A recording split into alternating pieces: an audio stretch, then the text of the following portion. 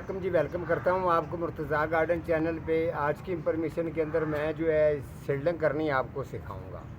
लोगों की डिमांड होती है जी, हम लोग जो है सब्ज़ी की सील्डिंग जो है वो गमले के अंदर किस तरीके करें, मैरीगोल्ड की जो सील्डिंग है वो उसका क्या तरीका बता दें। उसके अलावा जितनी भी आप सब्ज़ी की सील्डिंग करनी चाहते हैं, ख़ास तौर पे सील्डिंग के अंदर ये होता है कि आप गमले के अंदर अगर उसकी सील्डिंग करेंगे, किस तरीके आप उसको वाटरिंग करेंगे और किस तरीके से जाके आपने खाद डालनी है, किस तरीके से आपने उसको पानी लगाना है, शावर के साथ लगाना है या पाइप के साथ लगाना है। इसका कोई हमें तरीका बता दें कि हम अपने घर के अंदर ही हम सील्डिंग करनी चाहते हैं, तो हमें मुकम्मल तौर पर इस सील्डिंग की समझ आनी चाहिए ताकि हम लोग अपने घर के अंदर ही सील्डिंग कर लें।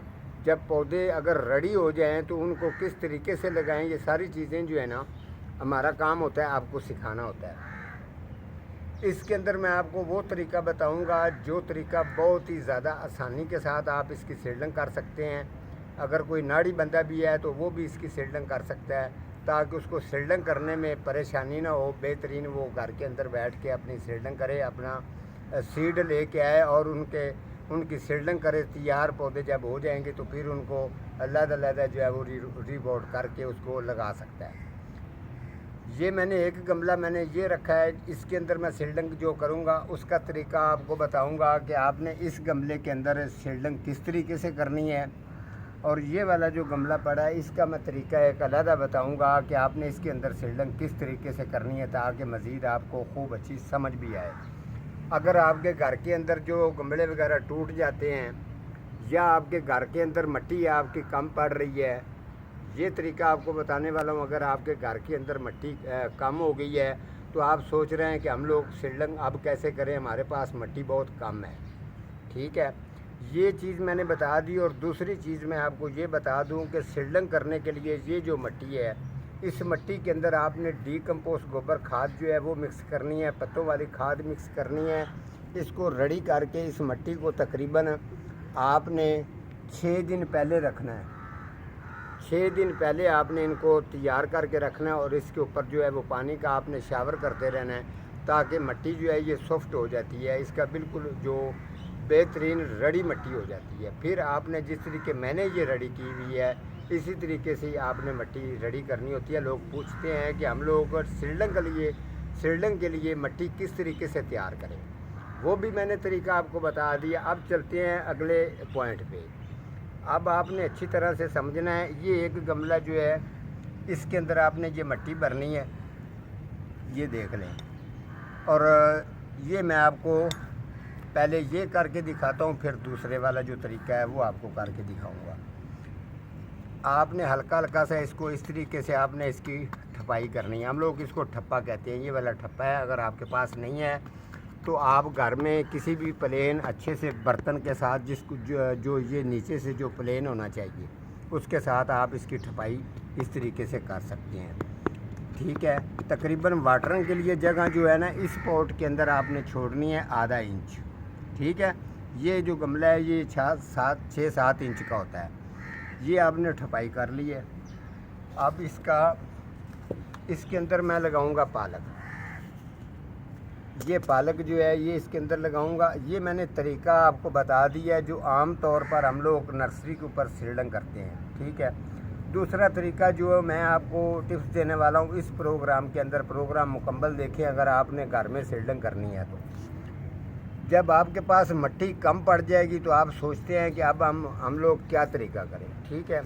फिर आपके पास ऑप्शन ये तरीका होना चाहिए। और ये तरीका जो है ना इसकी भी रीज़न बताऊंगा। इस तरीके का जो वेस्ट आपके पास पुराने वाला अगर गमला पड़ा है तो आपने इसको अच्छी तरह से तोड़ना है। तोड़ने के बाद आपने इस गमले के अंदर इसको डाल देना है। अगर आपको ये मेरे काम में प्रॉब्लम आए तो मुझे कमेंट ज़रूर करना है आपने कि हमने ये तरीका किया था, इसमें क्या परेशानी आई है, ठीक है जी। ये मैंने कितनी बड़ी आपके साथ ये मैंने डाल दी हैं, ये लें।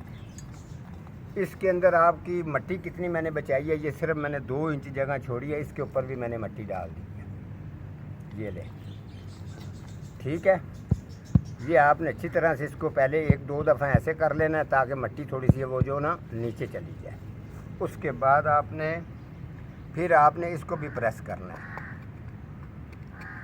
ठीक है, ये तरीका भी मैंने आपको ओके कर दिया। अब आपको रीज़न बता दूं, जो इस गमले के अंदर पनीरी लगाई होगी ज़्यादा मिट्टी के अंदर, ये पनीरी जो है ये काफ़ी देर तक टिकती है, ठीक ठाक रहती है और वाटरिंग की प्रॉब्लम को बर्दाश्त करेगी। ठीक है, जिसके अंदर आपने ये ठिकरियाँ वगैरह गमले की तोड़ के डाली हैं, इसके अंदर जब वाटरिंग खुशक होगी तो हल्की सी पौधे को प्रॉब्लम आएगी और आपने जल्दी इस वाले जो ये ठिकरियों वाला है इसकी रिपोर्टिंग जो है ना वो आपने जल्दी कर लेनी है, यानी कि पनीरी निकाल के ट्रांसफ़र कर लेनी है और जगह पे। अगर ज़्यादा देर तक अगर इसके अंदर रहेगी तो ये पौधा जो है ये कमज़ोर रहेगा।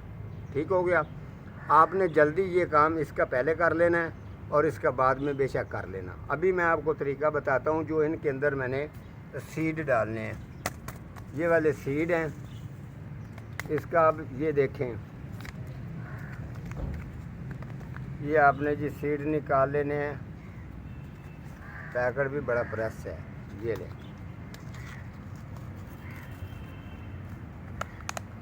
ये आप इसके सीड जी निकाल लिए मैंने। ये है जी सलाद पत्ता है, ठीक है, ये अच्छी तरह से चेक कर लें, बड़ी बेहतरीन सलाद होती है।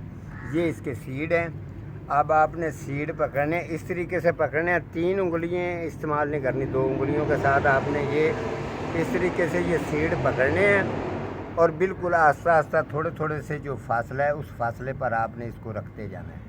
ठीक है, इस तरीके से आप करेंगे तो थोड़ा सा सीड फासले पर रहेंगे तो इनकी ग्रोथ जो है वो अच्छी होगी। और ये देखें, ये जी इसका मैंने अभी इनको सीड मैंने डाल दिए हैं, मुख्तसर से सीड डालने हैं, ज़्यादा ओवर नहीं डालने। ये मैंने तैयार कर दिया है। अब आपको इसका तरीका बताऊं, इसमें भी चलें सीड डाल देते हैं जी। ये लें जी, इसके अंदर भी ये मैंने ये करीब करके दिखा दें जी, कितने फासले पर आपने ये सीड डालने हैं, अच्छी तरह से देख लें।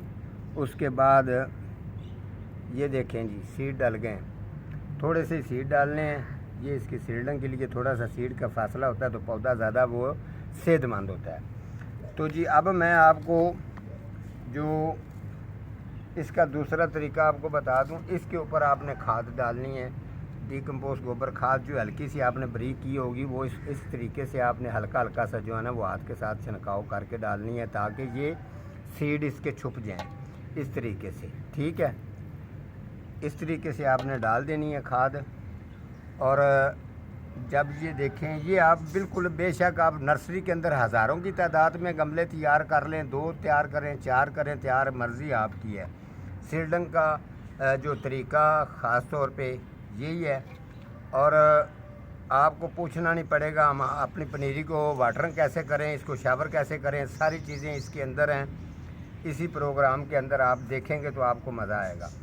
अब आपने इनके ऊपर वाटरिंग करनी है, इस तरीके का शावर मिल जाए, छोटा शावर मिल जाए, कोई मसला नहीं है, कोई प्रॉब्लम नहीं है। आपने इस तरीके से हल्के हल्के से इसको इस तरीके से इसको शावर करना है।